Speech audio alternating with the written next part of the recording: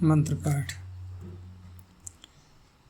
ओम सहना भवतु सहनौ भुनक्तु सह वीर्यं करवावहै तेजस्विनावधीतमस्तु मा विद्विषावहै। ओम शांति शांति शांति।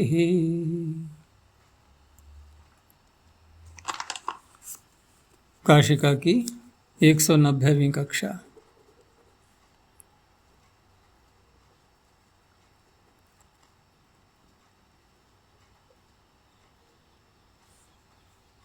पांचवें अध्याय के चतुर्थ पाद में हम सूत्रों को देख रहे हैं और इसमें कल की कक्षा में 10 सूत्र कर लिए थे। कोई प्रश्न है पीछे का? आचार्य विभाषांचेरधिक स्त्रियम् पृष्ठ संख्या 329।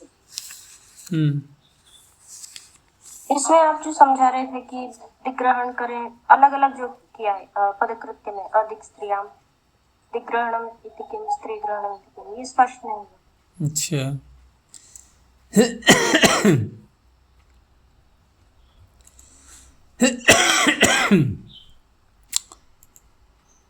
तो देखो यहाँ पर जो सूत्र में अधिक स्त्रियाम शब्द था, इसमें जो समास किया गया है, हम फाइल में ही निकालते हैं कि इसमें जो अधिक स्त्रियाम में समास किया गया है, तो पहले दिक् च असौ स्त्री च, जब कर्मधारय करेंगे हम, तो कर्मधारय में दिक् और स्त्री दोनों शब्द ये एक ही पद में घटा करके देखना है हमें, एक ही उदाहरण में है। दिक् च असौ स्त्री च, दिक् स्त्री, और न दिक् स्त्री अधिक स्त्री। अब इसका तात्पर्य होगा कि ऐसा प्रातिपदिक चाहिए हमें जो कि दिशावाचक और स्त्रीलिंग दोनों बातें दिखी जाएंगी, वो उसमें न हो, दिशावाचक भी न हो और स्त्रीलिंग भी न हो। और यदि यहाँ पर हम द्वंद्व कर दें तो क्या अर्थ होगा कि ऐसा प्रातिपदिक जो या तो, अब या बोला जाएगा, या तो दिशावाचक न हो, यानी कि स्त्रीलिंग हो सकता है, या स्त्रीलिंग न हो अर्थात दिशावाचक हो सकता है। अब देखो प्रत्युदाहरण कि दिग्ग्रहणम, पहले कहा अधिक स्त्रियाम इति किम, तो इन्होंने जो उदाहरण दिखाया है इसको बाद में देखना। अब पहले हम एक एक वाला देखते हैं कि दिग्ग्रहणम किम, अर्थात यदि सूत्र में से दिक् को हटा दिया जाए तो सूत्र बनेगा फिर केवल अस्त्रियाम इतना ही आएगा, विभाषांचेर स्त्रियाम। तो उस अवस्था में ये अर्थ आ जाएगा कि ऐसा प्रातिपदिक जो स्त्रीलिंग में न हो, तो स्त्रीलिंग में न हो तो प्राचीना ब्राह्मणी स्त्रीलिंग में है, ठीक है ना। और प्राचीना शब्द दिशा को भी नहीं कह रहा है, लेकिन सूत्र ने ऐसा निषेध किया नहीं, ऐसा सूत्र ने निषेध किया नहीं, क्योंकि उसमें दिक् पढ़ा नहीं गया, दिक् का निषेध किया नहीं गया है। तो भले ही कोई अन्य अर्थ निकल रहा हो, दिशा से भिन्न अर्थ, जैसे कि ब्राह्मणी का विशेषण है यहाँ, तो उस अवस्था में केवल स्त्री लिंग होने के कारण से है, स्त्रीलिंग ही तो मात्र यहाँ पर है। और जब दिग्ग्रहण कर दिया गया है साथ में, तो ये तभी सार्थक हो पाएगा जबकि हम दिक् और स्त्री दोनों का कर्मधारय करेंगे। जैसे यहाँ ये कहा गया ना दिग्ग्रहणम किम, कि दिशा ग्रहण नहीं करेंगे, तो उस अवस्था में प्राचीना ब्राह्मणी यहाँ भी निषेध होने लगा, क्योंकि स्त्रीलिंग में तो आ रहा है, ये स्त्रीलिंग में तो आ रहा है और हमें यहाँ पर करना है ये। तो कैसे करें अब? तो कैसे करें कि दिग्ग्रहण भी कर दो, चलो दिग्ग्रहण भी कर दिया, लेकिन दिग्ग्रहण में वहाँ द्वंद्व कर लें तो तब भी वही समस्या रही, तब भी तो वही समस्या रहेगी, क्योंकि वहाँ फिर विकल्प हो जाएगा ना एक प्रकार से कि या तो दिशावाचक अकेला न हो या स्त्रीलिंगवाचक अकेला न हो, दोनों बातें एक में नहीं घट पाएंगी। इसलिए दिग्ग्रहण भी स्त्री के साथ में कहना आवश्यक था। और केवल दिग्ग्रहण कर दें दिग्ग्रहण में निषेध करते हैं तो प्राचीनम दिग्रमणीयम, यहाँ दिशा का बोध करा रहा है ये। और अस्त्रियाम कहा नहीं जाए, स्त्री का ग्रहण उसमें किया न जाए, तो उस अवस्था में प्राचीनम दिग्रमणीयम यहाँ भी समस्या आने लगेगी। तो अब ये जो प्रारंभ का उदाहरण था इनका, प्राची दिक प्रतीचे दिक, अब इसमें दोनों बातें मिलेंगी एक ही साथ। स्त्रीलिंग का भी है ये, दिशावाचक भी है ये, और अन्य दोनों उदाहरणों में एक में स्त्रीलिंग का बोध करा रहा है, दिशावाचक नहीं है, एक में दिशावाचक है लेकिन स्त्रीलिंग नहीं है। तो दोनों बातें जहाँ होंगी, दिशावाचक भी हो और स्त्रीलिंग भी हो, तब ये सूत्र नहीं लगेगा। हुआ कुछ स्पष्ट? यानी कि कर्मधारय समास करके ही स्पष्ट हो पाएगा, वैसे नहीं होगा।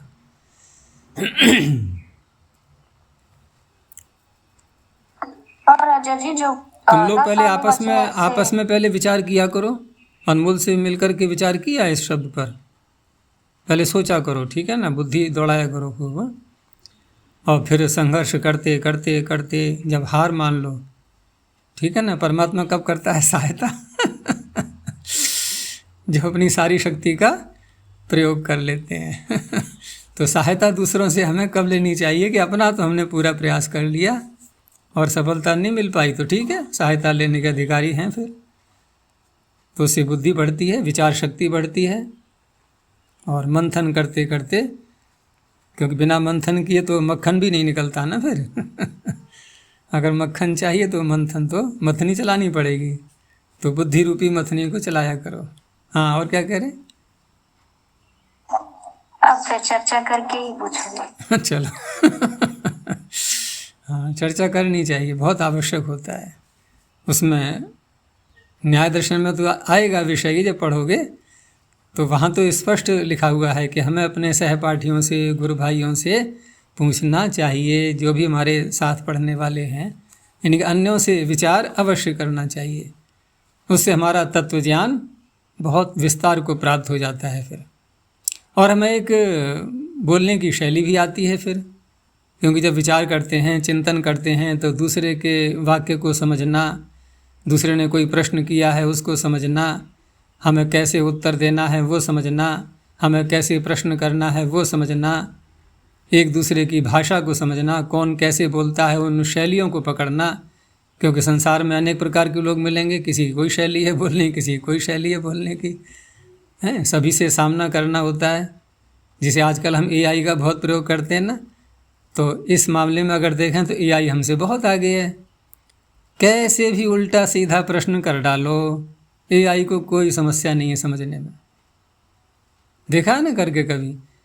एआई ये नहीं कहता कभी कि जरा अपने प्रश्न को दोबारा बोलो, स्पष्ट करो, मैं समझ नहीं पाया, ऐसे नहीं कहेंगे वो, और वो समझ जाएंगे बहुत सी बातें। और हम लिखने में भी अगर भूल कर दें ना, मान लो एक तो बोल करके प्रश्न एआई से कर लेते हैं, कभी कभी लिख करके भी करते हैं, तो लिख कर बोलने में तो हम जो बोलेंगे वही बोला जाएगा, वही सुना जाएगा, हैं, लेकिन वहाँ भी वो भाव पकड़ लेते हैं, भले ही वाक्य संरचना अपनी बोलने में ठीक प्रकार से ना कर पाए। मैंने बहुत गलत सलत बोल के देखा है ना, इसलिए बता रहा हूँ मैं, और गलत सलत लिख करके भी देखा मैंने, गलत लिख भी देते हैं, हम स्पेलिंग गलत है, कुछ भी है, तब भी पकड़ लेता है वो। तो ऐसा लगता है इस हमारे अंदर ही बैठा हुआ है, घुस गया है बिल्कुल हमारे अंदर, इनके भावनाओं को पकड़ रहा है, शब्दों को नहीं। तो इस तरह से बहुत एडवांस है एआई हम लोगों से भी, अभी हम लोग वहाँ तक नहीं पहुँच पा रहे हैं अभी, यद्यपि हमसे आगे होना नहीं चाहिए उसको। तो हमारी भी ऐसी वाक्य शैली और ऐसी बुद्धि हो कि हम दूसरे के भावों को भी पकड़ पाएँ और अपनी बात को, अपने भावों को सरल शब्दों में दूसरे के सामने रख पाएँ। तो इसलिए अभ्यास किया करो खूब। और ये एआई बहुत छाने वाला है, ये मैं बता रहा हूँ अभी से, ये इतना घर कर गया है, प्रत्येक के अंदर धीरे धीरे ऐसा प्रवेश हो रहा है कि पता ही नहीं चलेगा इसने कब अपना स्थान बना लिया। वो ठीक है कि लोग इससे भी गलत उपयोग करेंगे, इसका दुरुपयोग करेंगे, वो तो हर चीज़ में होता है भाई। विज्ञान जितना भी है, हम इन सारी बातों को, बाह्य साधनों को हटा भी दें तो ईश्वर ने हमारे लिए जो साधन दिए हैं, हमारे लिए जो इंद्रियां दी हैं, ये एआई ही तो हैं।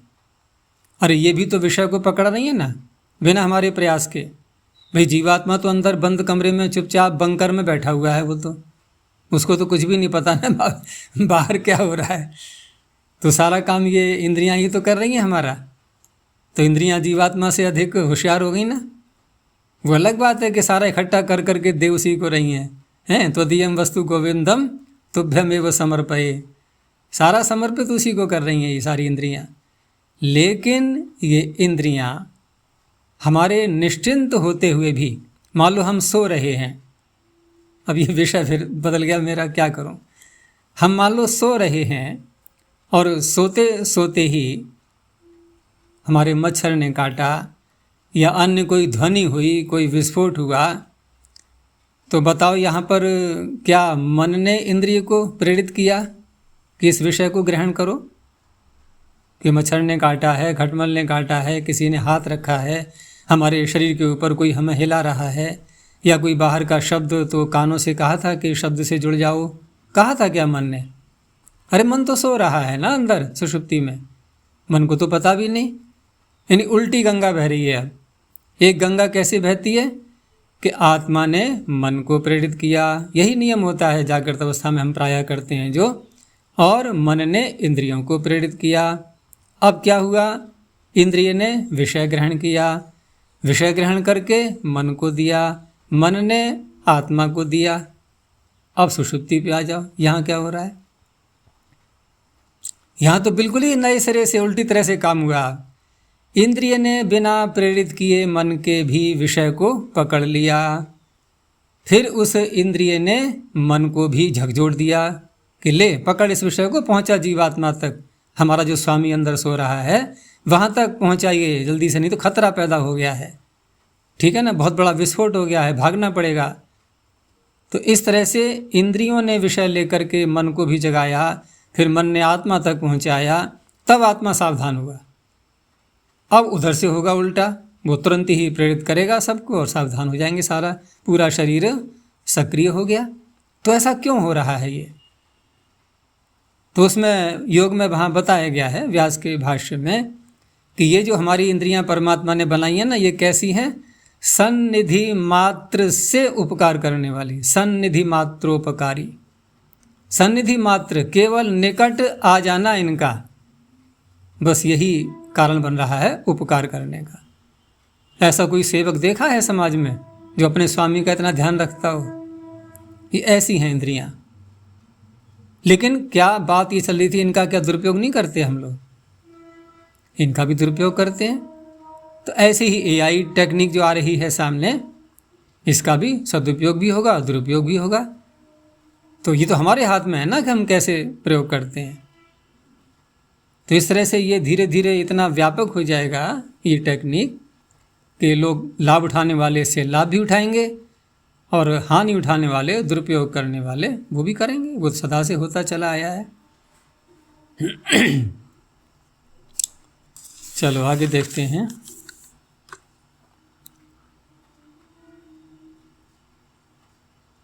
तो अगला सूत्र है किमे तिंगव्यय घादाम्व द्रव्य प्रकर्षे।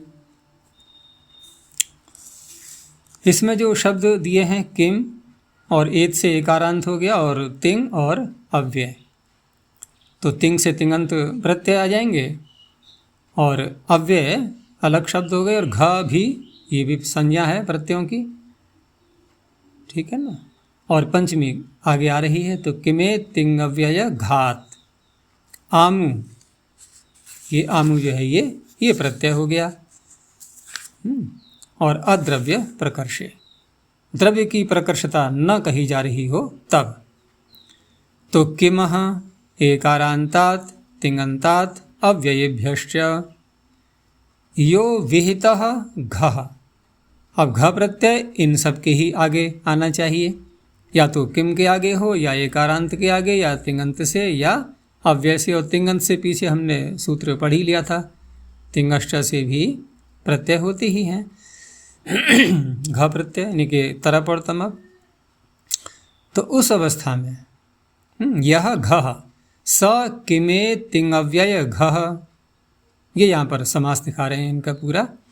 तदंतात प्रातिपदिकात। अब तदंत प्रातिपदिक से तात्पर्य ये तद किसको कह रहा है? घ को। यानी घ प्रत्ययांत प्रातिपदिक ये बनेंगे अब। तो उनसे अद्रव्य प्रकर्ष में आमु प्रत्यय भवति, आमु प्रत्यय हो जाएगा। अब यहाँ एक विषय सामने आता है कि द्रव्य का प्रकर्ष, द्रव्य का प्रकर्ष जब देखा जाता है तो उस अवस्था में वृत्तिकार कह रहे हैं कि यद्यपि द्रव्यस्य स्वतः प्रकर्षो नास्ति, द्रव्य का स्वयं से कोई प्रकर्ष नहीं होता है। प्रकर्ष जब हम किसी के विषय में कोई बात करते हैं और कोई विशेषता हमें बतानी होती है तो वो द्रव्य की विशेषता होती है या द्रव्य के अंदर विद्यमान धर्मों की होती है। जैसे हमने कहा यह बहुत अच्छा है, तो मनुष्य अच्छा है या मनुष्य में अच्छाई है इसलिए अच्छा है। थोड़ी समझने की बात है ना। तो गुण या धर्म जिसको कहते हैं उसके आधार पर बताएंगे। एक तो ये हो गया गुण के आधार पर, ठीक है ना, इसको धर्म भी कह सकते हैं। एक है कि कोई कार्य कर रहा है तो हम कहेंगे ये बहुत अच्छा कर रहा है, तो यहाँ क्रिया की प्रकर्षता के आधार पर हम द्रव्य में प्रकर्षता ला रहे हैं।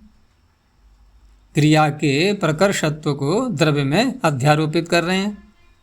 तो कहने का तात्पर्य द्रव्य में अपना प्रकर्ष नहीं होता, तथापि क्रिया गुणस्थः प्रकर्षः, क्रिया में स्थित प्रकर्ष या गुण में स्थित प्रकर्ष, उसका व्यवहार कहाँ होता है कि द्रव्य उपचर्यते, जब द्रव्य में उसका व्यवहार किया जाता है तदायम प्रतिषेधः, तब ये सूत्र कह रहा है कि उस अवस्था में आमु प्रत्यय नहीं होगा, ठीक है ना, अद्रव्य प्रकर्षे। तो फिर अर्थ क्या निकलेगा कि क्रिया गुणयोर एव अयम प्रकर्षे प्रत्यय, द्रव्य में यदि हम उपचर्यते व्यवहार करेंगे तो वहाँ नहीं होगा। अगर क्रिया और गुण की ही प्रकर्षता बताई जा रही है तो वहाँ ये प्रत्यय हो जाएगा। अब जैसे उदाहरण में देखेंगे हम किम तराम और किम तमाम, तो किम तराम किम तमाम में अब किस तरह से समझा जाएगा इसको। वैसे किम शब्द ये जो यहाँ आया हुआ है ना, ये कुत्सा के अर्थ में है। जैसे कोई व्यक्ति ने हमने कोई वस्तु मांगी और उसने दे दिया हमें, लेकिन हमारी इच्छा के अनुरूप या हमने कुछ मांगा कुछ और दे दिया या ख़राब दे दिया, तो हम कहते अरे ये क्या दे रहे हैं आप। तो ये क्या शब्द किस में है, निंदा में, कुत्सा में। अब ऐसी दो वस्तुएं हैं, ठीक है ना, ऐसी दो वस्तुएं हैं, क्योंकि हमें तरफ लाना है, बहुत सारी हैं तो तमप लाएंगे। तो इदम च किम, इदम च किम, ये क्या दे रहे हो आप, ये क्या दे रहे हो, ये क्या और ये क्या, अलग अलग इशारा करते हुए। अब उनमें से कोई एक, ठीक है ना, इदम च किम, और उसमें कहना है एक और ज़्यादा कुत्सित है उसमें, उन दोनों में, तो वहाँ आ जाएगा तरप प्रत्यय। तो किम से हमने कर लिया तरप प्रत्यय, और उसके बाद फिर इस सूत्र से आमु प्रत्यय कर दिया। और ये जो आमु प्रत्यय और अगले सूत्र से आने वाला अमु, ये दोनों ही प्रत्यय स्वरादिगण में पढ़े हुए हैं। तो स्वरादि निपातम अव्ययम से हम इनको अव्यय भी मानेंगे, इसलिए आगे सुप्रत्यय का लुक हो जाएगा, ठीक है ना, अव्यय माने जाते हैं ये अमु और आमु करने के बाद। तो किम तराम किम तमाम, तो ये किसका प्रकर्ष है, एक प्रकार से गुण का। यहाँ प्रकर्ष से तात्पर्य अच्छाई ही नहीं, बुराई में भी तो प्रकर्ष होता है। जैसे मैंने कहा था ना कि राम के साथ में रावण भी तो प्रसिद्धि को प्राप्त हुआ, लेकिन वो उसकी प्रसिद्धि अन्य प्रकार की थी, राम की अन्य प्रकार की थी। ऐसे ही पूर्वाण है तराम, इसमें एकार तो रहता ही है निपातन से यहाँ पर, तो पूर्वाण नहीं, इसमें सप्तमी का हाँ लोग कर देंगे, उसमें घकाल तनेषु काल नामनः। तो पूर्वाण्हे तराम, पूर्वाण्हे तमाम, यानी कि दिन का जो पूर्व भाग है उसमें भी और अधिक पूर्व, ऐसे ही पूर्वाण्हे तमाम, सबसे अधिक पूर्व। ऐसे ही क्रिया के, ये तो गुणों के हो गए। क्रिया में पचति तराम पचति तमाम, तो अयम पचति दो पकारे हैं।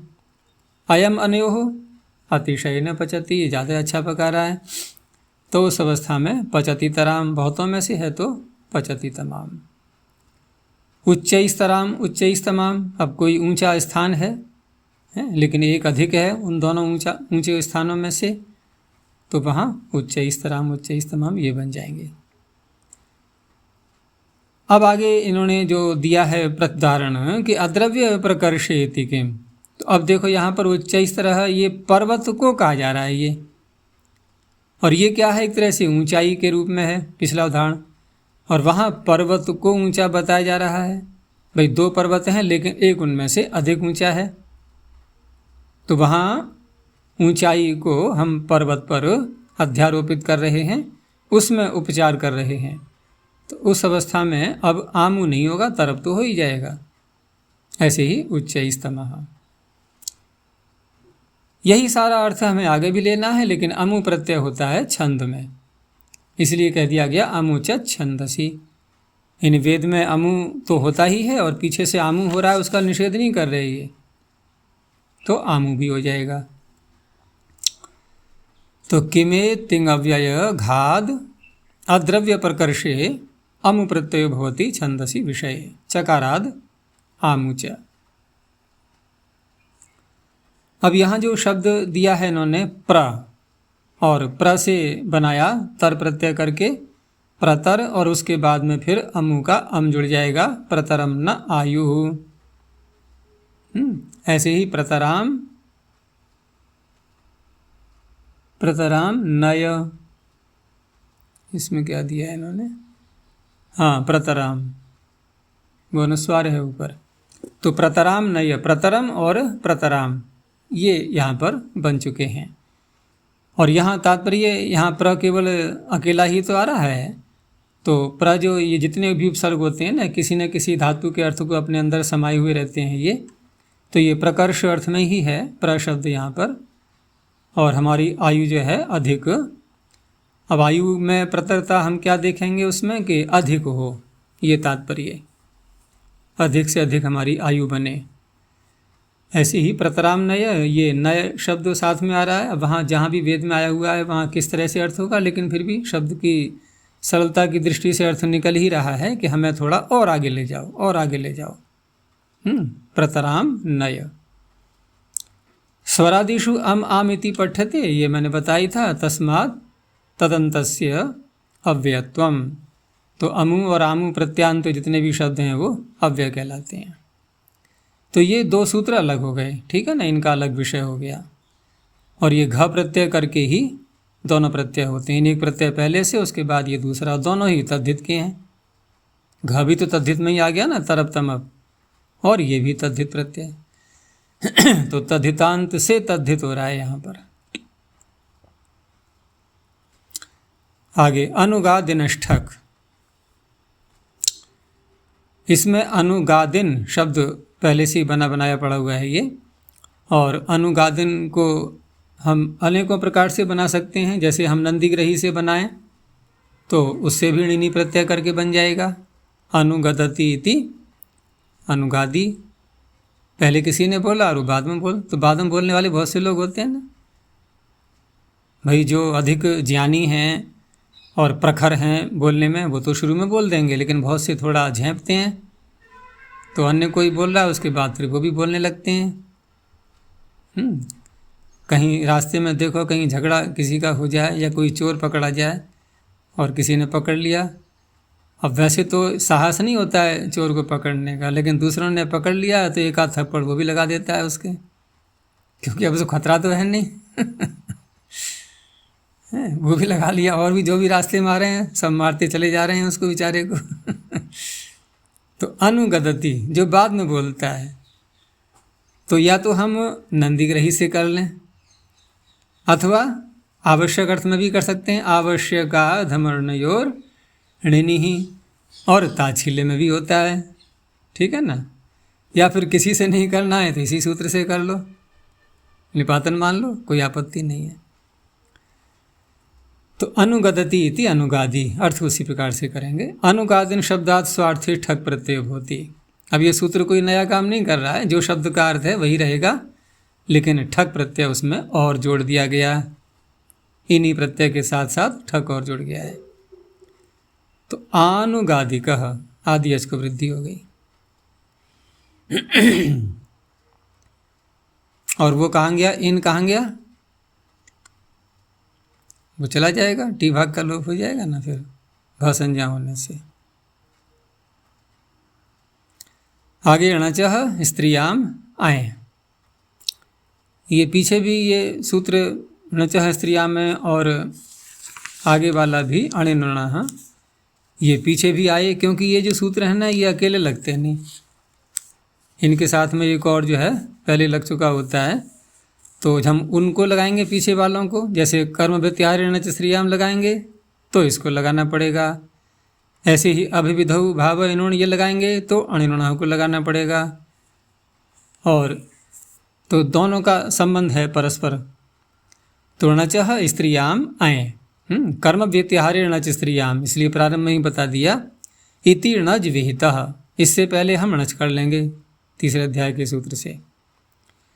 और णच करने के बाद कर्म व्यतिहार में कर रहा है वो, तो अब वहाँ पर नियम यह है कि केवल णच प्रत्यय करके हम प्रयोग नहीं कर सकते उसका। जैसे उसमें नहीं आता है क्त्री प्रत्यय करते हैं जब द्वितः क्त्रिः, तो कभी भी क्त्री प्रत्यांत का प्रयोग मिलेगा? नहीं मिलेगा, तुरंत ही सूत्र लग जाएगा क्त्रेर्मम नित्यम। ऐसे ही यहाँ पर स्थिति बन जाती है। तो णज विहितः तदन्तात् स्वार्थे अयं प्रत्ययो भवति स्त्रियां विषये। जैसे पहले बना लेंगे हम व्यावक्रोश शब्द, और व्यावक्रोश का अर्थ क्या हो जाएगा? एक दूसरे के प्रति चीखना, चिल्लाना आदि, ये सारे अर्थ निकलेंगे इससे। चिल्लाने वाला कर्ता में हो रहा है ना, हाँ, कर्म व्यतिहारे णच स्त्रियां। तो व्यावक्रोश के बाद में फिर उस णजंत से स्त्रीलिंग में यहाँ पर यहाँ आय प्रत्यय हो जाएगा। अब आय प्रत्यय करके भी शब्द फिर भी ज्यों का त्यों रहा, व्यावक्रोश, कोई भी अंतर नहीं पड़ा। लेकिन बाद में क्योंकि स्त्रीलिंग में किया है हमने, तो टेढ़ाने से फिर ङीप हो जाएगा, व्यावक्रोशी व्यावहासी वर्तते। स्त्री ग्रहणम किम, अब यदि स्त्री ग्रहण नहीं होगा तो उस अवस्था में तो हाँ, एक तो यहाँ प्रश्न ये भी किया इन्होंने कि स्त्री ग्रहणम किम अर्थम, क्योंकि सूत्र जो पीछे है कर्म व्यतिहारे णच स्त्रियाम, यहाँ स्त्रियाम ही तो कहा है, और स्त्रियाम कहने पर जब तक ये सार्थक नहीं हो जाएगा स्त्रीलिंग कहना, तब तक हम रुकेंगे नहीं। तो पहले हमने णच कर लिया, अब यहाँ सूत्र इतना बनाया जाए केवल णचः आए, णजंतों से आए होता है, आए भी कर लिया, लेकिन स्त्रीलिंगता तो उसमें रहेगी ना सदा, तो स्त्रीलिंगता रहेगी और आए करते ही फिर टेढ़ाने भी आ जाएगा। अब यहाँ आकर के स्त्री का काम पूरा हो गया, तो ये तो काम हो ही जाएगा, आपको दोबारा स्त्रियाम कहने की क्या आवश्यकता है। तो स्त्री ग्रहणम किमर्थम यावता णच स्त्रियाम एव विहितः, और उससे क्या होगा कि ततः स्वार्थिकस् तत्रैव भविष्यति, ये तो प्रत्यय स्वार्थिक है ना, किसी अर्थ को बढ़ाएगा तो है नहीं। तो यहाँ पर ये आय प्रत्यय भी हो जाएगा, केवल इतना कहो आप णचः आए, बस। अब उत्तर दिया एवं तर्हि एतत् ज्ञापयति। अब परिभाषा तो हमने इस प्रकार से ली है, नियम ये होता है ना कि स्वार्थिक जो प्रत्यय होते हैं, स्वार्थिक प्रत्यय अपनी प्रकृति के लिंग और वचन का अतिवर्तन नहीं करते। यही तो सीखा था हमने अभी तक। हम जब भी कोई स्वार्थिक प्रत्यय करेंगे, और वैसे भी न्याय संगत बात भी है कि जब प्रत्यय प्रकृति के ही अर्थ को ले रहा है, तो प्रकृति के अर्थ को लेते हुए लिंग और वचन को भी ले लेगा, यानी कि पूरा का पूरा अनुकरण करे फिर। जब किसी को अपनाया है तो पूरे का पूरा अपनाए, ठीक है ना। तो यहाँ पर भी पूरे का अनुकरण करे। लेकिन यदि यहाँ ऐसा नियम लगातार होता, नित्य होता, ऐसी बात जो है सदा ही घट रही होती, तो यहाँ पर भी ऐसा ही हो जाता कि णच प्रत्यय किया हमने स्त्रीलिंग में, और यहाँ स्वार्थ में अय प्रत्यय कर दिया, और अय प्रत्यय स्वार्थ में आने के कारण से स्त्रीलिंगत्व को भी ग्रहण करेगा, स्वयं ही करेगा, कहने का तात्पर्य, क्योंकि स्वार्थिक प्रत्यय प्रकृति के लिंग वचन का अतिवर्तन नहीं करते, तो नहीं करते तो स्त्रीलिंगत्व भी आ जाएगा, इसमें स्वयं ही आ जाएगा, तो टिड्ढाने लग ही जाता। तो यहाँ स्त्रियाम ग्रहण निरर्थक था। फिर भी आचार्य स्त्रियाम ग्रहण कर रहे हैं, तो क्या उनकी बुद्धि में बात घूम रही है कि स्वार्थिक प्रत्यय भी प्रकृति के लिंग वचन का अतिक्रमण कर जाते हैं। अतिवर्तन कर जाते हैं, अर्थात छोड़ भी देते हैं। समझ में आ गया? नहीं, छोड़ भी देते हैं। तो छोड़ भी देते हैं अगर इस बात को हम मानेंगे तो उस अवस्था में ये शब्द, अगर हम केवल इतना कहा जाएगा अणचः अयं, तो उस अवस्था में ये अयं प्रत्यय स्त्रीलिंग को छोड़ भी सकता था, और छोड़ सकता था तो टिड्ढाणे नहीं लगेगा। फिर हम पुल्लिंग में भी प्रयोग कर सकते हैं, ठीक है ना, अन्य लिंग में भी प्रयोग कर सकते हैं, लेकिन यहाँ स्त्रीयाम जब कह दिया है अब हमें टिड्ढाणे लगाना ही पड़ेगा, ये तात्पर्य। तो ये तो यहाँ सार्थकता हुई। उससे अन्य क्या लाभ होगा? अन्य लाभ ये होगा कि हमने पीछे कल्प प्रत्यय किया था, ईषद असमाप्तो कल्प देशीय देशीयरः, तो ये भी तो एक प्रकार से स्वार्थकी ही थे। और गुड शब्द से हमने कल्प प्रत्यय किया, कल्पक, तो शब्द बन गया गुड कल्प। तो कल्प प्रत्यय प्रकृति के लिंग को लेगा, तो प्रकृति का लिंग गुड पुल्लिंग है, ठीक है ना। तो गुड कल्पः यही तो बनेगा, यही तो बनना चाहिए, और यही बनेगा। तो द्राक्षा को तो हम कह नहीं पाएंगे अब, लेकिन द्राक्षा को हमें कहना है, द्राक्षा स्त्रीलिंग का शब्द है। अब क्या किया? कल्प ने गुड के पुल्लिंगत्व को छोड़ दिया और द्राक्षा के लिंग को पकड़ लिया, जो कि विशेष्य है उसका, उसके लिंग को पकड़ लिया। कैसे पकड़ पाए? कि ये भी साथ में जब नियम पता लग गया कि लिंग वचन का अतिवर्तन हो भी जाता है। तो ये दोनों प्रकार की परिभाषाएं हैं, लिंग वचन का अतिवर्तन नहीं भी होता है और हो भी जाता है। ऐसे ही तैल कल्पा प्रसन्ना, ये भी स्त्रीलिंग का शब्द है। और देखो आगे तो बहुत प्रसिद्ध आ ही रहा है, देवता शब्द है ना, देवातल सूत्र आएगा ना। तो देवातल में हमने तल प्रत्यय किससे किया? देव शब्द से। देव शब्द कैसा है? पुल्लिंग का। ये प्रश्न उठता है ना, ये कभी उठाता नहीं उठाता ये, कि देव पुल्लिंग का है और तल प्रत्यय कर लिया तो स्त्रीलिंग बन गया, ये क्या? तो क्या मनुष्य स्त्री हो गया? कोई मनुष्य देव है यदि, तो क्या स्त्री बन गया प्रत्यय करके? वो देवता ही कहेंगे उसको। तो ये क्या हुआ? ये कि लिंग का वचन का, यानी कि लिंग का अतिवर्तन हो गया यहाँ। और इसीलिए लिंगानुशासन का सूत्र कौन सा है? याद किया था लिंगानुशासन क्या? हाँ, तो तलंतः सूत्र वहाँ आता ही है, स्त्रीलिंग में प्रयोग होता है तलंत का। तो यही नियम काम करता है कि स्वार्थिक प्रत्यय प्रकृति के लिंग वचन का अतिवर्तन कर देते हैं। चलो आगे देखते हैं। अणिनुणः, तो अभिविधौ भाव इनुण, ये भाव में इनुण प्रत्यय किया गया था पीछे, तदंतात स्वार्थे अण प्रत्यय होती। अब वहाँ भी हमें स्वार्थ में अण प्रत्यय करना होगा। तो पहले तो हमने बना लिया था सान राविन, फिर अण प्रत्यय और जोड़ दो तो सान राविणम वर्तते, सांकूटिनम वर्तते, ये बन जाएंगे। आगे है विसारिणो मत्स्ये। अब यहाँ पर इन्होंने विसारिणों में पहले मूल शब्द क्या है? विसारिन, तो विसरति इति विसारी, ये विसारिन शब्द बना लिया। और विसारिन शब्दात् स्वार्थे अण प्रत्ययो भवति, उससे फिर यहाँ पर अण प्रत्यय कर दिया है। तो विसारिन से भी अण प्रत्यय करेंगे तो आदि अच को वृद्धि हो करके वैसारिणः, और अर्थ क्या रहेगा? कि मत्स्य अभिधेय, मछली को कहने के लिए। तो मछलियाँ की बहुत प्रजाति होती हैं, उसी में से कोई प्रजाति रही है ये, जो बहुत तेज़ी से गति करने वाली होगी, विशेष रूप से विसरति इति विसारी, तो वैसारिणो मत्स्यः। जितनी कलाकारी मछलियाँ कर लेती है ना, इतना व्यक्ति कर भी नहीं सकता है। वैसे जल के अंदर दिखाते हैं ऐसा, बहुत सी प्रतियोगिताएं होती हैं कि ऊपर से जब नीचे जल में कूदते हैं बहुत ऊंचाई से, तो जब ऊंचाई से गिरते हैं, प्रारंभ करते हैं गिरना, और जब तक जल में गिर नहीं जाते तब तक देखा है ना कभी कभी कि अनेक प्रकार की कलाबाजियाँ होती हैं। मध्य में रास्ते में घूम जाना, ऊपर नीचे हो जाना है, बिल्कुल पैर ऊपर सिर नीचे, फिर सिर ऊपर पैर नीचे, ऐसे करके, और दाएं बाएं घूमना, बहुत सारे अनेकों प्रकार के अलग अलग करतब दिखाते हैं लोग।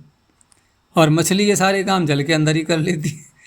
कुछ ऐसी भी होती हैं जल के ऊपर आएंगी पहले और कूद के फिर जल में पहुँच जाएंगी।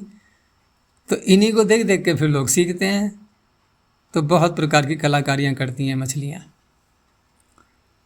मत्स्य इति के, अब देवदत्त है विसारी, तो इसके लिए अण प्रत्यय नहीं मिलेगा, ठीक है ना, मूल्यवान है अण प्रत्यय, मछली को ही मिलेगा। आगे तो ये तो विषय यहाँ तक पूरा हुआ। अब ये 3-4 सूत्र जो हैं ये अलग विषय के हैं। तो संख्यायाः क्रियाभ्या वृत्तिगणने कृत्व सोच प्रसिद्ध सूत्र है, और क्रिया की गणनाओं को हम बताते ही हैं भाई, कितनी बार पढ़े, कितनी बार गए, कितनी बार खाया। इस प्रकार से जहाँ क्रिया की अभ्यावृत्ति की गणना होती है वहाँ ये प्रत्यय होता है। तो संख्यायाः क्रियाभ्या वृत्तिगणने कृत्वा सोच संख्या शब्देभ्यः क्रियाभ्या वृत्तिगणने वर्तमानेभ्यः। अब संख्यावाची शब्द होना चाहिए और वो शब्द किस अर्थ में प्रयोग में आ रहा हो, क्रिया की अभ्यावृत्ति की गणना करने में। तो स्वार्थे कृत्व सुच प्रत्ययो भवति। अभ्यावृत्ति का अर्थ पीछे ही बता चुके हैं कि पौनः पुण्यम, अभ्यावृत्ति ही बार बार होना, यही अभ्यावृत्ति है। अब बार बार होने में ये भी हो सकता है कि किसी एक ने कोई क्रिया की, वही क्रिया फिर दूसरे ने की, वही क्रिया फिर तीसरे ने की, वही क्रिया फिर और किसी ने की, तो अभ्यावृत्ति तो हो गई। तो कह रहे नहीं, ऐसा नहीं, एक ही कर्ता एक ही क्रिया को बार बार करे, क्योंकि बार बार जो शब्द प्रायः होता है वो एक कर्ता के लिए अधिक संगत होता है। और वैसे यदि बोले हम कि एक ने कोई क्रिया की फिर वही क्रिया दूसरे ने की है, तो दूसरे ने जो क्रिया की है उसका कर्ता बदल चुका है। अब कर्ता बदल चुका है तो उसकी दृष्टि से वो क्रिया एक ही बार कहलाएगी, और इधर वाले की भी एक ही बार कहलाएगी। उसको 2 बार शब्द बोलना जो है सार्थक नहीं होगा वहाँ। लेकिन व्यवहार में ऐसा कर भी लेते हैं कि एक क्रिया कईयों ने की है तो अनेक बार हुई है क्रिया, इसलिए यहाँ पर स्पष्ट किया इन्होंने अर्थ में कि एक कर्तृकाणाम है, तुल्य जातीयानाम क्रियाणाम, और क्रिया भी तुल्य जाति की, कर्ता एक ही है लेकिन उसने एक क्रिया की, भोजन खाया, पढ़ाई भी की, शयन भी किया, तो क्रियाएं बहुत सारी हो गई ना, कर्ता एक ही है। तो इसको भी अभ्यावृत्ति ऐसे नहीं कहा जाएगा। तुल्य जातीयानाम क्रियाणाम, क्रिया भी वही होनी चाहिए और बार बार होनी चाहिए, इस तरह से। तो एक कर्तृकाणाम तुल्य जातीयानाम क्रियाणाम जन्म संख्यानाम, उनके जन्म की गिनती करनी है हमें। जन्म का तात्पर्य उत्पत्ति, क्रिया की उत्पत्ति की गणना, कितनी बार उत्पन्न हुई क्रिया, इसे कहेंगे क्रियाभ्या वृत्ति गणनम। ये इसका अर्थ किया इन्होंने। तत्र यानी कि इस अर्थ में, इस अर्थ को कहने के लिए प्रत्ययः, ये प्रत्यय आएगा कृत्व सुच। अब जैसे भोजन क्रिया है तो एक ही मनुष्य, एक ही देवदत्त 5 बार खा रहा है उसको, एक बार खाया फिर रुक गया फिर खाया, ऐसे करके। तो वार शब्द आता है, वार संस्कृत का ही शब्द है ये, हैं, इसी को हिंदी में बार कह देते हैं, 1 बार 2 बार 3 बार 4 बार ऐसे करके। और वहाँ भी देखो बोलते हैं वार शब्द दिन का वाचक भी होता है, ये रविवार सोमवार मंगलवार, वो भी वार शब्द है, ये भी वार शब्द है। और यही अर्थ वहाँ घटाएं तो घट जाएगा, वो भी घट जाएगा, बार बार होना, बार बार आ रहे हैं नहीं, रविवार फिर आ गया अगले दिन सोमवार, फिर आ गया मंगलवार, ये हो गया देखो बार बार वार वार वार वहाँ भी अर्थ घट जाएगा। इसलिए वहाँ दिन ये अर्थ ले लिया और स्पष्ट करने के लिए तो 5 वारान भुंक्ते पंचकृत्वः। अब यहाँ पर वार शब्द हमें अलग से नहीं बोलना पड़ेगा फिर, लेकिन क्योंकि महाविभाषा चली आ रही है पीछे से, तो अन्य वाक्य भी हम बोल सकते हैं, कोई आपत्ति नहीं है उसमें। जहाँ नित्य प्रत्यय होते हैं वहाँ बता ही देते हैं कि ये नित्य प्रत्यय है। तो पंचकृत्वो भुंक्ते ऐसा कह सकते हैं। सप्तकृत्वः, तो पंच आदि शब्द ये संख्यावाची हैं, और पंच संख्या जो 5 है या 7 है ये किसकी बताई जा रही है, क्रिया के जन्म की है, जन्म संख्यानम। तो क्रिया की अभ्यावृत्ति की गणना हो गई। संख्या इति किम, अब संख्या यदि नहीं है तो ये कृत्व से प्रत्यय नहीं कर पाएगा। जैसे भूरि शब्द है तो अभ्यावृत्ति तो हो रही है यहाँ पर, बहुत बार खाता है, अभ्यावृत्ति तो हो रही है, नहीं तो बहुत बार शब्द प्रयोग में नहीं आएगा। परंतु भूरी शब्द संख्यावाचक नहीं है। क्यों नहीं है संख्यावाचक ये? देखो वहाँ पर जो संख्या संज्ञा करने वाला सूत्र है, बहुगण वतु डति, तो वहाँ पर एक तो संख्याएं प्रसिद्ध हैं और उनका नाम लिया नहीं गया वहाँ पर। पाणिनि संख्या संज्ञा कर रहे हैं, कितने आश्चर्य की बात है। संज्ञा कौन सी कर रहे हैं? संख्या, और संख्या की ही संख्या संज्ञा कर नहीं रहे। करिए कहीं पर बताओ, जिनको हम संख्या कहते हैं उनको कहा पाणिनि ने कहीं कि इनकी संख्या संज्ञा होती है। जो संख्यावाचक नहीं है उनको कह रहे हैं संख्या संज्ञा होती है। उन्हीं को तो कह रहे हैं। परमात्मा भी किसको प्रेरणा देता है मुक्ति के लिए? जो जीवन मुक्त हो चुका है उसको, या जो पीछे रह गए हैं उनको? जो पीछे रह गए उन्हीं को तो प्रेरित करेगा। जो पहुंच गए वहाँ उससे क्या लेना देना, वो तो हो गया काम उनका पूरा। तो जो संख्या प्रसिद्ध है लोक में, जिनको सभी जानते हैं, उनको पाणिनि क्या समझाएंगे कि संख्या होती है? लोग कहेंगे अरे आचार्य जी हम जानते हैं इन बातों को, आप क्या नई बात बता रहे हो कोई है? अरे कुछ और बताओ ना। तब उन्होंने कहा कि चलो और बता देते हैं कि बहुगण ये तो नहीं है प्रसिद्ध है, और वतु डति ये भी ऐसे ही है, ये वैसे संख्या नहीं है स्पष्ट है, तो इनकी संख्या संज्ञा की है। अब ये सूत्र से क्या तात्पर्य निकला कि ऐसे अप्रसिद्ध शब्द जो संख्या अर्थ में आ भी जाते हैं लेकिन प्रसिद्ध नहीं है, उनमें से केवल हमें बहुगण आदि शब्दों को ही लेना है। भूरी शब्द वहाँ नहीं पढ़ा है उन्होंने, तो ये बच रह गया बेचारा, इसका संख्या नाम नहीं हो पाया। जबकि यहाँ देखो संख्या के लिए प्रयोग में आ रहा है कि नहीं, भूरी भूरीन वारान भुंगते, ये बहुत बार क्या है कि अभ्यावृत्ति नहीं बता रहा है, ये गणना नहीं बता रहा है क्या, और गणना बताने वाला संख्यावाची होना चाहिए। जो संख्या बता रहा है वो संख्यावाची, लेकिन ये शब्द ऐसे होते हैं कि निश्चित संख्या को नहीं बता पाते ये। तो ऐसे अनिश्चित संख्यावाची शब्दों में केवल बहुगण आदि शब्द इन्हीं का ही नाम होगा, इसका नहीं होगा।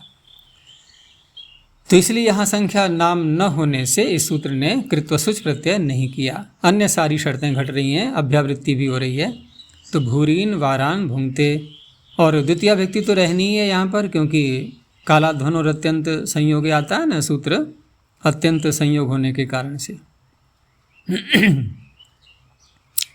क्रिया ग्रहणम किमर्थम, क्रिया की अभ्यावृत्ति, केवल इतना कहा जाए अभ्यावृत्ति गणने, तो उसमें क्या होगा कि यावता अभ्यावृत्ति ही क्रियाया एव संभवती न द्रव्य गुणयो। ये तो प्रश्नकर्ता का कथन है कि क्रिया ग्रहण करने की आपको आवश्यकता नहीं है। क्यों?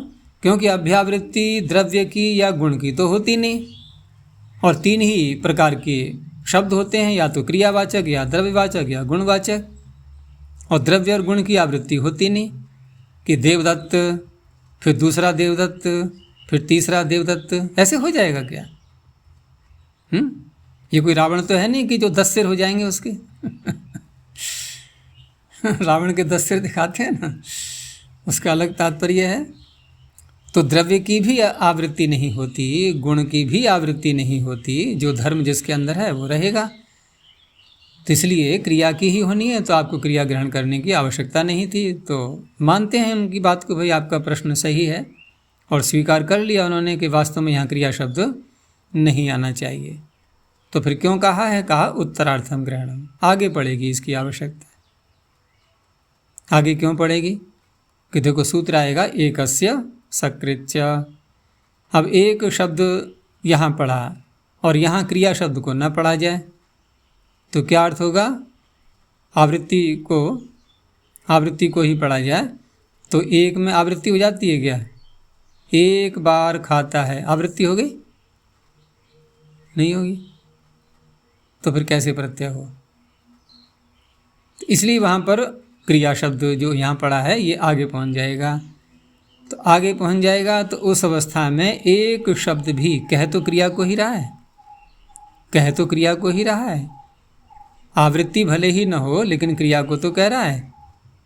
तो इत्यत्र क्रिया एव गण्यते न अभ्यावृत्ति ही, क्योंकि वहाँ अभ्यावृत्ति है ही नहीं किसी प्रकार से। जब एक ही बार है तो अभ्यावृत्ति कहाँ हुई?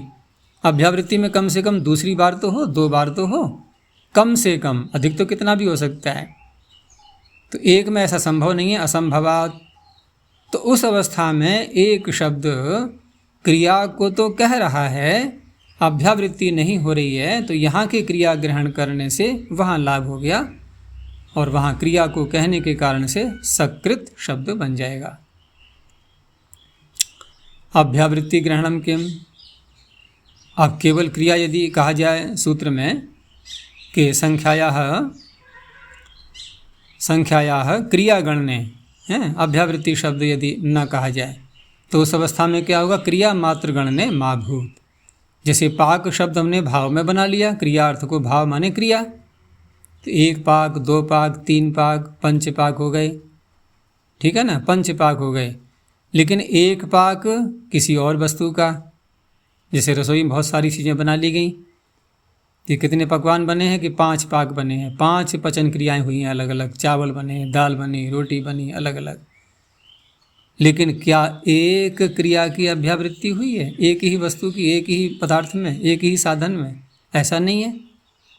तो 5 पाकाः 10 पाकाः यहाँ भी प्राप्त होने लगेगा, केवल क्रिया मात्र लेंगे तो। इसलिए अभ्यावृत्ति शब्द भी आवश्यक है। सारे शब्दों पर आफत आ रही है। फिर कहा गणन ग्रहणम किमर्थम। चलो इतना ही मान लिया, हम कह देते आप कि क्रियाभ्यावृत्ति, इतना ही कह देते, ये गणन की क्या आवश्यकता थी? अरे जब आवृत्ति की बात की जा रही है तो गणना तो हो ही जाएगी उसकी स्वतः ही। यावता गणनात्मिका एवं संख्या। संख्या से क्या तात्पर्य निकलता है? गणना ही तो करती है संख्या, और वैसे भी संख्यायते अनया इति संख्या। तो संख्यायते का अर्थ क्या करते हैं वहाँ पर? गण्यते। तो संख्या तो गणनात्मिका ही होती है, गणन स्वरूप वाली ही होती है। आपको गणन ग्रहण करने की अलग से आवश्यकता नहीं थी। तो कहा अक्रियमाणे गणन ग्रहणे। यदि गणन ग्रहण नहीं किया जाएगा तो अक्रियमाणे गणन ग्रहणे क्रियाभ्यावृत्तौ वर्तमानेभ्यः संख्येय वचनेभ्य एव प्रत्ययः स्यात्। जो संख्येय को कहने वाले शब्द हैं, एक तो होती है संख्या, एक हो रहा है संख्येय जिसकी गणना की जा रही है। तो क्रियाभ्यावृत्तौ वर्तमानेभ्यः, क्रिया की अभ्यावृत्ति में वर्तमान जो संख्येय वचन शब्द हैं उनसे ही प्रत्यय हो पाता। अब संख्येय वचन कौन से होते हैं, ये विचार करने की बात है कि संख्येय वचन से यहाँ क्या कहना चाह रहे हैं। ये तो होता यह है कि हम जब संख्याएं बोलते हैं, 1 से लेकर के 10 तक की संख्याएं, तो कुछ संख्याएं ऐसी होती हैं जो कि संख्येय में ही वर्तमान होती हैं, और कुछ संख्याएं ऐसी होती हैं जो संख्येय में भी होती हैं और संख्यान में भी होती हैं। संख्येय में भी और संख्यान में भी। जैसे 1, 2, 3 आदि जो संख्याएं हैं, 10 तक हम देखें इनको, ऐसा इनका कहना है, और गंभीरता से विचार कर लेना इस पर। जैसे पद्मंजरीकार की पंक्ति देखो, यहाँ इन्होंने कहा हुआ है अक्रियमाणे इत्यादि, यहाँ से आगे कि अक्रियमाण इत्यादि आदशभ्यः संख्याः, मिल गया शब्द, आदशभ्यः संख्याः संख्येय एव वर्तन्ते। 10 तक जो संख्याएं आ रही हैं 1 से लेकर के 10 तक, ये कैसी हैं कि संख्य एवं वर्तन्ते। जब भी इनको बोला जाएगा तो किसी न किसी वस्तु की ओर संकेत किया जाएगा। संख्य माने जिसको कहा जा रहा है, जैसे 10 मनुष्याः, 5 मनुष्याः, ऐसे करके।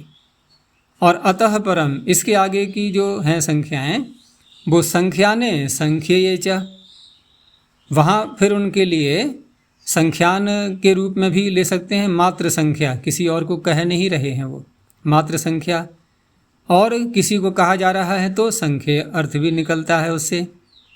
तो यहाँ इनका कहने का तात्पर्य है कि यदि सूत्र में यहाँ पर यदि क्या था वाक्य, अक्रियमाणे गणन ग्रहणे, यदि गणन ग्रहण यहाँ नहीं किया जाएगा और मात्र केवल क्रिया की अभ्यावृत्ति होगी, तो क्रिया की अभ्यावृत्ति जब होगी तो उस अवस्था में संख्या किसको कहेगी? संख्येय को। तो संख्येय वचनेभ्य एव प्रत्ययः स्यात्। जैसे उदाहरण दिया शतम वारान भुंक्ते, तो शतम वारान भुंक्ते, यहाँ शत शब्द किसको कह रहा है?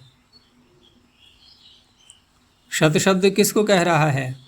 वार को। वार माने क्रिया की अभ्यावृत्ति, ठीक है ना, उसको कह रहा है।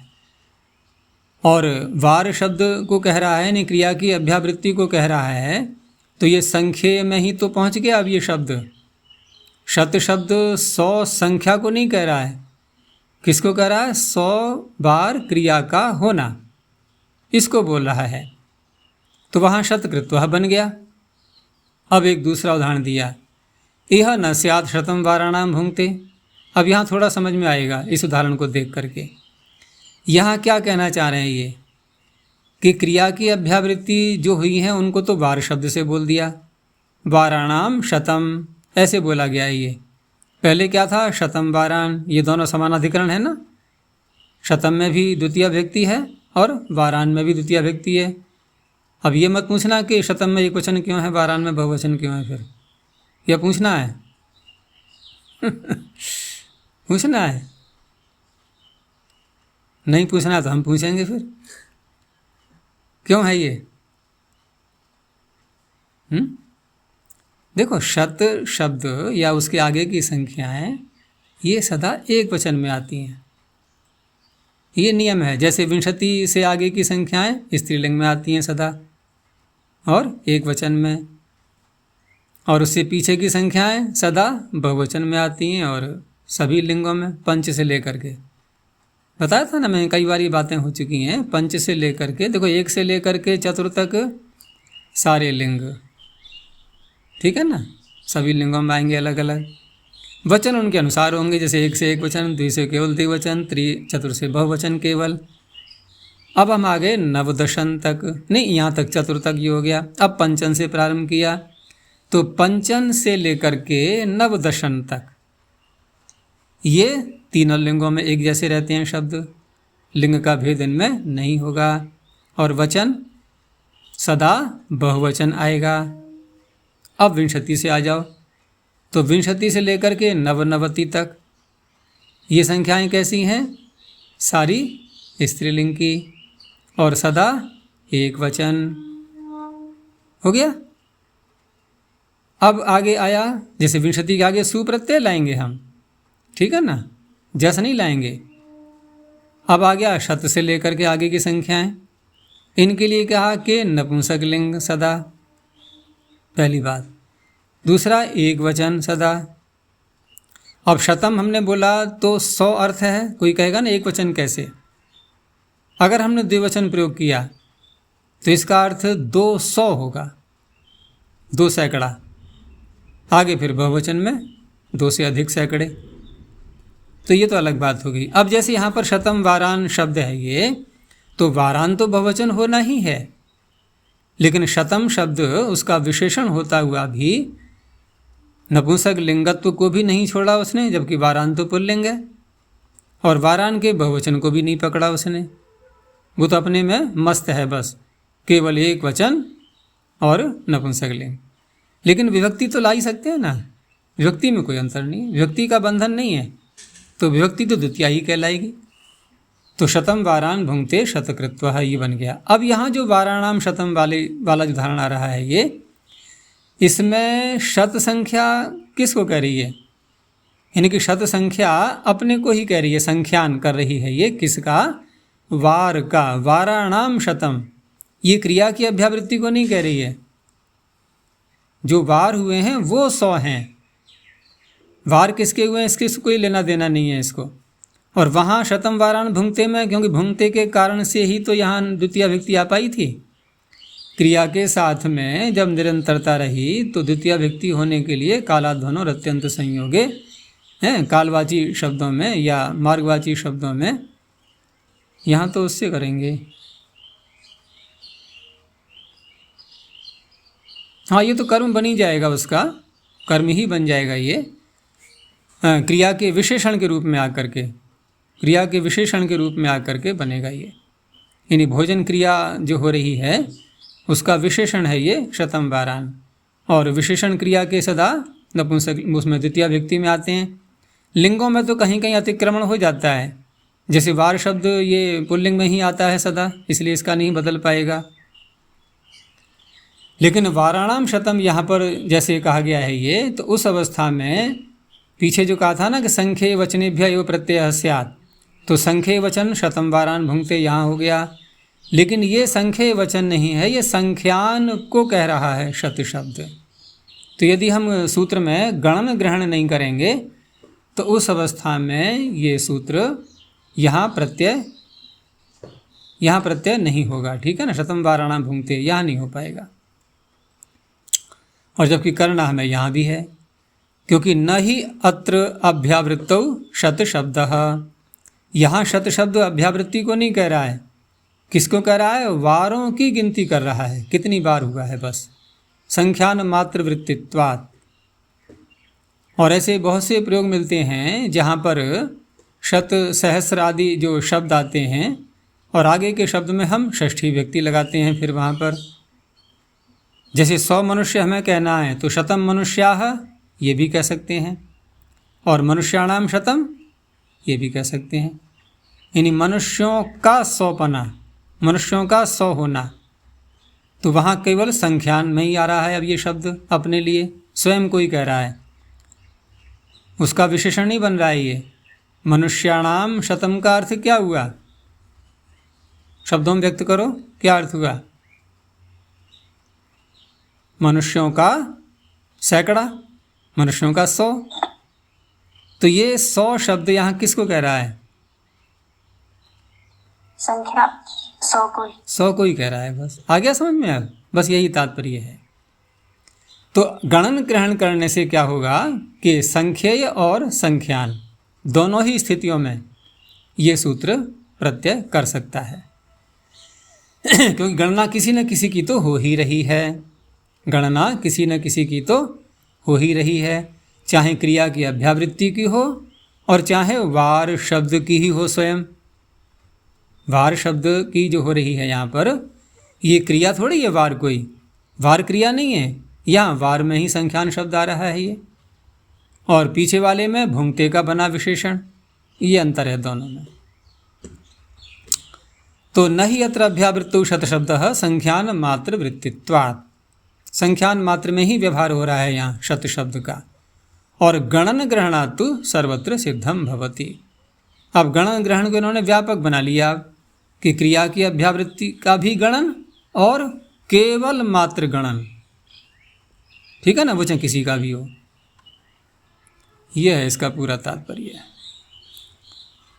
आगे द्वित्रि चतुर्भ्यः शुच, तो द्वित्रि चतुर इत्येतेभ्यः संख्या शब्देभ्यः क्रियाभ्यावृत्तिगणने वर्तमानेभ्यः शुच प्रत्ययो भवति। स्पष्ट है कि पूर्व सूत्र का ही सारा विषय है, तो इसलिए कृत्व शुच का तो अपवाद बनना ही है इसको। तो कृत्व शुचोपवादः, तो द्विर्भुंक्ते त्रिर्भुंक्ते चतुर्भुंक्तम इत्यादि जो शब्द बनेंगे, लेकिन यहाँ विग्रह वाक्य को नहीं रोका जा रहा है, विग्रह वाक्य को नहीं रोका जा रहा है। वार शब्द का भी हम प्रयोग कर सकते हैं। और ये शब्द जो बनेंगे यहाँ पर, जैसे द्वि से सुच का सकार जुड़ जाएगा द्विस, और ये अव्यय सारे होते ही हैं, ठीक है ना। तो द्विर्भुंक्ते, और त्रि में भी सुच का सकार जुड़ गया त्रिर्भुंक्ते। लेकिन चतुर में क्या करेंगे? अब चतुर में भी तो सुच का सकार आया, अब क्या करेंगे? रात सस्य, उसको हटाओ दे वहाँ से, रेप से आगे आ गया ना, तो प्रत्यय आया लेकिन चला भी गया बेचारा। तो चतुर्भुंक्तम, लेकिन 4 बार अर्थ को छोड़ गया। चकारः स्वरार्थः, तो चितः से अंतुदात हो जाएगा, क्योंकि वैसे यदि माने हम चतुर शब्द को, ये और में तो नहीं घटेगा, चतुर में घट जाएगा कि उणादि में बनाया गया ना चतेर उरन, तो उरन तो नित्य है तो नित्यादि नित्यम लगना चाहिए, लेकिन सुच में चकार लगा दिया है तो चितः सूत्र लग जाएगा। आगे एकस्य सकृत्य, एक शब्दस्य सकृद इत्ययम् आदेशो भवति। ये 2 कार्य कर रहा है, एक शब्द को ही बदल दिया इसने पूरा, और सुच प्रत्यय क्रियागणने।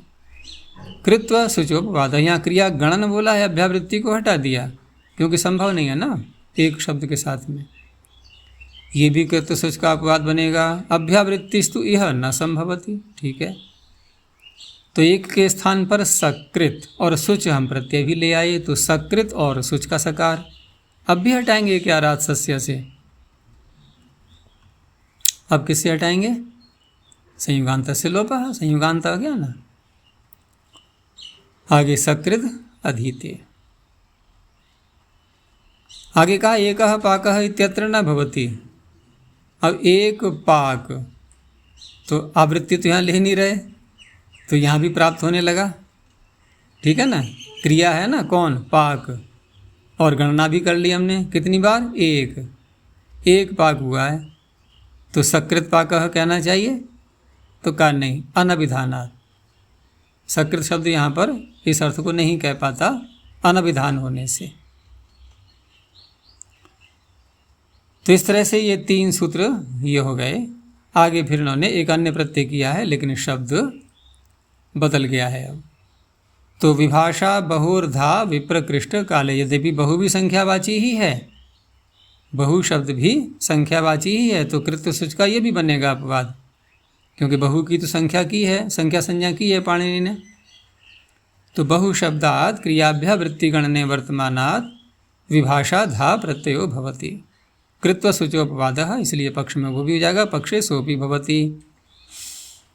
अब यहाँ जो विशेषता दिखा रहे हैं कि क्रिया की अभ्यावृत्ति की गणना तो होनी ही है, लेकिन साथ में जो कहा कि अविप्रकृष्ट काले, तो अविप्रकृष्ट ग्रहणम क्रियाभ्यावृत्ति विशेषणम। अविप्रकृष्ट ये जो शब्द है ये क्रिया की अभ्यावृत्ति का विशेषण बनेगा। तो इसका अर्थ क्या हो जाएगा? तो पहले हम शब्द के अर्थ को समझें कि विप्रकृष्ट का अर्थ क्या हुआ? दूर। विप्रकृष्ट का अर्थ दूर, और अविप्रकृष्ट का अर्थ निकट, ठीक है ना। जैसे उसमें योग दर्शन में व्यास के भाष्य में भी ये विषय आते हैं कि हमारी इंद्रियां कैसी हैं। ये हमारी इंद्रियां जो विषयों का ग्रहण करती हैं ये कैसी हैं? ये अविप्रकृष्ट विषय होता है तब पकड़ पाती हैं।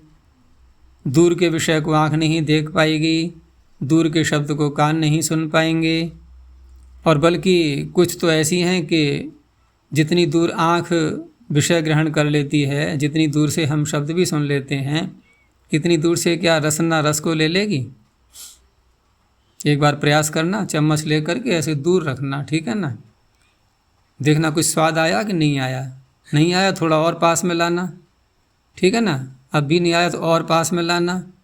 अब जिह्वा के बिल्कुल पास में ले आना, लेकिन छुआना नहीं, उससे हो जाएगा? नहीं होता ना। इसलिए क्या नाम रखा है उस इंद्रिय का? बोलो। रसनेंद्र? नहीं, स्पर्शेंद्रिय।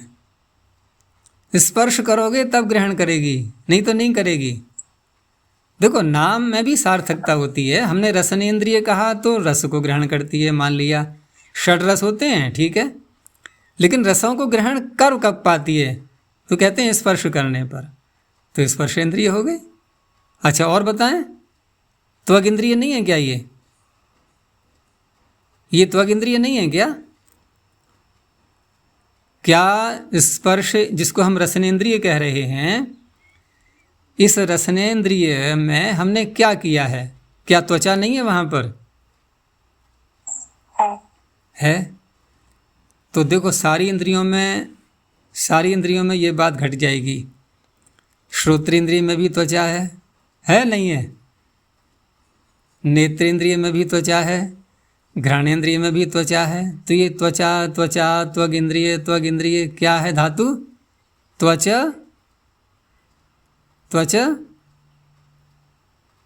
अब धातु पाठ भी बताना पड़ेगा मुझे। ख्याति को भी नहीं पता लग रहा है। हैं? हाँ, त्वच संवरण है, जो सारे को आच्छादित किए हुए अच्छी प्रकार से सम लगा दिया है। अच्छी प्रकार से किया। ऐसा नहीं है कि कहीं घाव रह गए हमारे शरीर में, क्योंकि जहाँ त्वचा नहीं होती वहाँ क्या होता है, घाव हो जाता है। कहते हैं ना व्रण हो गया है, त्वचा हटते ही रक्त निकलने लगेगा, घाव बन गया। तो ईश्वर ने क्या किया है, सब कुछ ढक दिया है, ठीक है ना, सब ढक दिया है। तो त्वक इंद्रिय हमारे पूरे शरीर में है। और देखो यहीं तक नहीं है, देखो त्वक का कार्य क्या होता है, स्पर्श जब होता है तो तुरंत पता लग जाता है गर्म है, ठंडा है, कठोर है, मुलायम है, कर्कश कैसा है, ये सारी बातें पता लगती हैं ना, खुरदरा है। लेकिन गर्म और ठंडा का अनुभव ये केवल बाह्य जो हमारे आवरण हो रहा है त्वचा का, इतने मात्र से ही नहीं।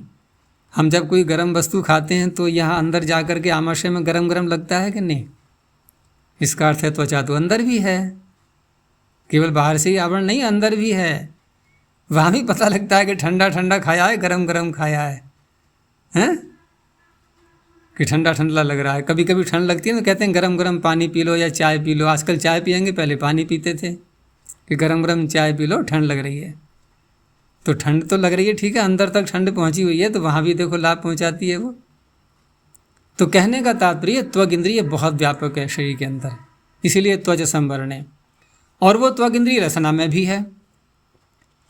तो रसना में जब त्वक इंद्रिय है तो फिर रसनेन्द्रिय, और इसको हमने स्वादेंद्रिय शब्द से भी कह देते हैं इसको, ठीक है ना। लेकिन स्पर्शेंद्रिय भी तो साथ में उसके जुड़ी हुई है।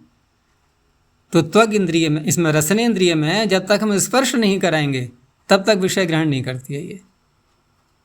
नेत्र कर लेते हैं, श्रोत्र कर लेते हैं, घ्राण भी दूर से पकड़ लेती है नहीं गंध को, यद्यपि हम गहराई में जाएंगे तो वो दूर से नहीं पकड़ती है वास्तव में, वहाँ भी स्पर्श हो जाना चाहिए, क्योंकि वो कण जो है ना, वो गंध को लेकर के जो आ रहे हैं वो वास्तव में द्रव्य ही है, लेकिन इतनी गहराई से नहीं विचार करते हैं।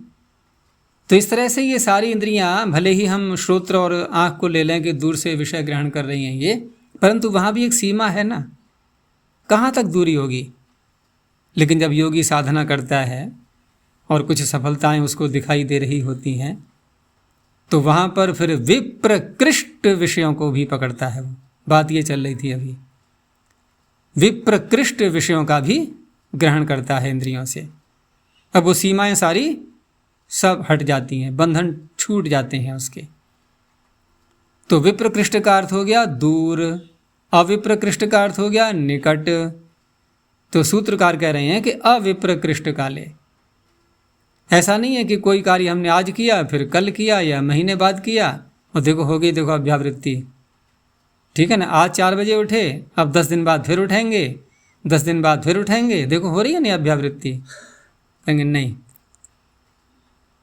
निकटता लाओ थोड़ी और, ठीक है ना। नित्य प्रति 4 बजे उठना चाहिए, है ना, केवल आज ही नहीं नित्य प्रति। तो अविप्रकृष्ट ग्रहणम क्रियाभ्यावृत्ति विशेषणम क्रियाणाम उत्पत्तयश्चेद आसन्न काला भवंती। क्रियाओं की जो उत्पत्ति हो रही है ना, ये आसन्न काल होनी चाहिए। बहुवचन समास है, आसन्न है काल जिनका, न विप्रकृष्ट कालाः। जैसे उदाहरण दिया कि बहुधा दिवसस्य भुंक्ते, बहु शब्द से करना है ना, तो दिन एक ही है, एक ही दिन में बहुत बार खा रहा है वो, तब तुमने धा प्रत्यय कर दिया बहु शब्द से, या कृत्व सूच कर दिया बहुकृत्व दिवसस्य भुंक्ते। लेकिन 1 मास पूरा लिया हमने और वहाँ पर खाता है, 4-5 बार मास में खा लिया, तो अविप्रकृष्ट काल इति किम, तो बहुकृत्व मासस्य भुंक्ते। अब कृत्व सूच को तो नहीं रोक पाएगा ये, वो तो हो ही जाएगा, वहाँ तो ऐसी कोई बंधन नहीं लगाया गया था। लेकिन यहाँ धा प्रत्यय नहीं होगा फिर, बहुधा मासस्य भुंक्ते ऐसे नहीं कहा जाएगा, ठीक है। तो ये यहाँ तक का भी प्रकरण, ये क्रियाभ्यावृत्ति गणन का भी पूरा हुआ। बस यहीं तक रखते हैं अभी।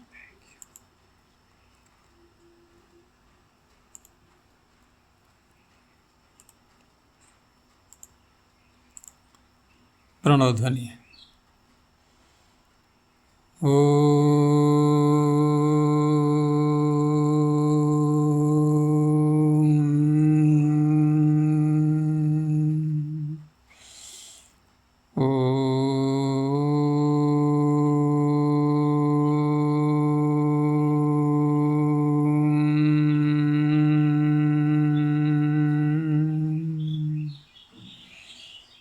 शांति शांति शांति।